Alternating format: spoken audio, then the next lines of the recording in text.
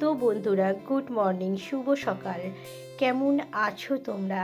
তো চলো, আজকে সকালে আমি যে টিফিনটা বানাবো ভাবলাম তোমাদের সাথে একটু শেয়ার করি।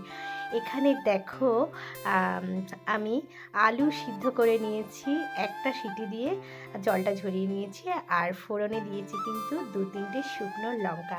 তবে এই আলু ভাজাটা কিন্তু মশলাদার হতে চলেছে। আজকের সকালে ব্রেকফাস্ট আমি কিভাবে রেডি করব সেটাই তোমাদের সাথে শেয়ার করব। আর এখন হচ্ছে শীতকাল, তো শীতকালের সকালে এইরকম একটা ব্রেকফাস্ট থাকলে ভীষণ ভালো লাগে। আর এখন কিন্তু বানাচ্ছি, দেখো এখানে রুটি।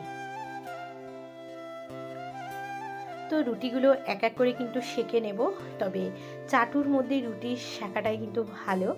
আর কিন্তু আমি এভাবেই সেঁকছি।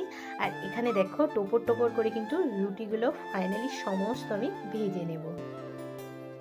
আর রুটিগুলো ফুললে কিন্তু বেশ ভালো লাগে, তাই না?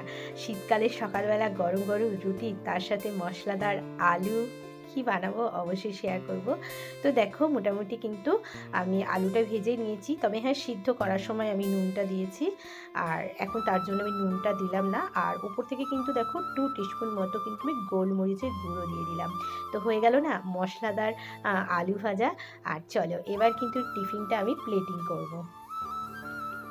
তো এখানে প্লেটিংটাও করে নিয়েছি। দেখো সকালবেলা, শীতের সকালে এরকম একটা টিফিন, যেখানে হচ্ছে গরম গরম রুটি, তার সাথে 1 কাপ চা, আর এই যে মরিচ দিয়ে মশলাদার আলু ভাজা।